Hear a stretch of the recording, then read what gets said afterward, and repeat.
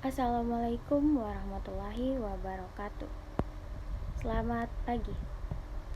Sebelumnya perkenalkan, nama saya Salindri Della Ramanda dari kelas 12 MIPA 4. Pada kesempatan kali ini, saya akan membahas sebuah materi tentang terampil menulis surat lamaran pekerjaan.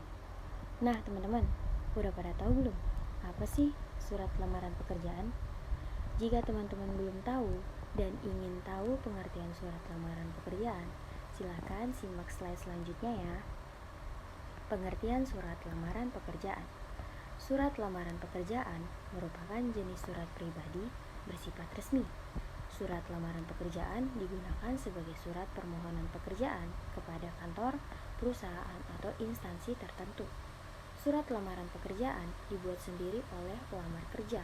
Lalu, surat tersebut dikirimkan ke kantor, perusahaan, atau instansi yang membutuhkan tenaga kerja. Surat lamaran pekerjaan sebagai ungkapan keinginan pelamar kerja untuk mendapatkan pekerjaan. Jenis-jenis surat lamaran pekerjaan. Berdasarkan jenis pembuatannya, surat lamaran pekerjaan terbagi menjadi dua sebagai berikut. Yang pertama, surat lamaran pekerjaan yang digabungkan dengan riwayat hidup. Dalam bentuk ini, riwayat hidup termasuk isi surat, karena isinya berupa gabungan. Penggabungan antara surat lamaran pekerjaan dengan riwayat hidup seperti ini disebut model gabungan. Yang kedua, surat lamaran pekerjaan yang dipisahkan dengan riwayat hidup. Dalam bentuk ini, riwayat hidup merupakan lampiran. Pemisahan antara surat lamaran pekerjaan dengan riwayat hidup disebut model terpisah. Berdasarkan sumber informasi lowongan pekerjaan, surat lamaran pekerjaan dapat dibagi menjadi 4 jenis. Yang pertama, surat lamaran pekerjaan berdasarkan iklan media cetak. Yang kedua, surat lamaran pekerjaan berdasarkan informasi dari orang lain. Yang ketiga, surat lamaran pekerjaan berdasarkan informasi dari media sosial. Dan yang keempat, surat lamaran pekerjaan berdasarkan inisiatif sendiri. Fungsi surat lamaran pekerjaan memiliki fungsi bagi calon pekerja dan perusahaan yang membutuhkan pekerja. Berikut fungsi surat lamaran pekerjaan. Yang pertama, sebagai tanda bukti tertulis pengajuan surat permohonan pekerjaan. Yang kedua, sebagai media atau alat komunikasi. Dan yang ketiga, sebagai bahan pertimbangan penerimaan pekerjaan. Selanjutnya kita akan membahas tentang isi sistematika dan aspek penting surat lamaran pekerjaan. Isi surat lamaran pekerjaan. Isi surat lamaran pekerjaan adalah informasi yang tertulis dalam surat lamaran pekerjaan. Surat lamaran pekerjaan berisi permohonan seorang pelamar pekerjaan agar diterima bekerja di tempat yang dilamar. Sistematika surat lamaran pekerjaan. Surat lamaran pekerjaan memiliki sistematika yang runtut dan unsur-unsur penting. Secara umum, sistematika surat lamaran pekerjaan meliputi unsur-unsur penting berikut. Yang pertama, tempat atau tanggal pembuatan surat. Yang kedua, lampiran surat, boleh ada, boleh juga tidak. Yang ketiga, nama dan alamat tujuan surat.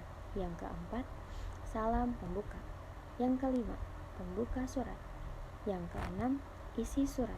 Terdapat identitas, maksud dan tujuan, serta unsur-unsur penunjang yang dilampirkan. Yang ketujuh, penutup surat. Dan yang kedelapan, salam penutup, tanda tangan, dan nama terang. Aspek penting surat lamaran pekerjaan. Aspek-aspek penting tersebut terdiri atas pernyataan umum dan argumentasi. Pernyataan umum berfungsi sebagai informasi awal terkait dengan pekerjaan yang akan dilamar. Sementara itu, argumentasi berfungsi menguatkan pernyataan umum. Kebahasaan surat lamaran pekerjaan. Surat lamaran pekerjaan ditulis dengan memperhatikan unsur-unsur kebahasaan. Unsur-unsur kebahasaan dalam surat lamaran pekerjaan diantaranya sebagai berikut. Yang pertama, ketepatan kata. Pemilihan kata yang tepat bertujuan agar kalimat-kalimat surat lamaran pekerjaan memiliki kebenaran bentuk dan ketepatan makna. Yang kedua, kebenaran, dan keefektifan struktur kalimat. Kalimat-kalimat yang digunakan dalam surat lamaran pekerjaan harus benar menurut kaidah bahasa Indonesia. Selain itu, kalimat yang digunakan juga harus efektif. Yang ketiga, kepaduan paragraf. Dalam sebuah paragraf hanya ada satu kalimat utama, sedangkan kalimat-kalimat lainnya hanya merupakan pendukung atau penjelasnya saja. Dan yang keempat, ketepatan penggunaan ejaan dan tanda baca. Ejaan berkenaan dengan penulisan kata, penggunaan huruf kapital, penggunaan huruf miring, pemenggalan kata, dan penulisan unsur seratan. Penyusunan surat lamaran pekerjaan. Ada beberapa aspek yang harus diperhatikan dalam penulisan surat lamaran pekerjaan, yakni yang pertama, surat lamaran pekerjaan dapat ditulis dengan tangan di atas kertas bergaris ukuran folio. Tulisan harus jelas, bersih, dan tidak ada coretan. Yang kedua, pelamar pekerja menggunakan pronominnya saya, bukan kami. Pelamar pekerjaan harus menyebutkan pimpinan kantor, perusahaan, atau instansi dengan bapak atau ibu jika sudah jelas pimpinannya siapa. Cara menulis surat lamaran pekerjaan yang baik dan benar sebagai berikut. Pertama, gunakan bahasa yang baik dan benar.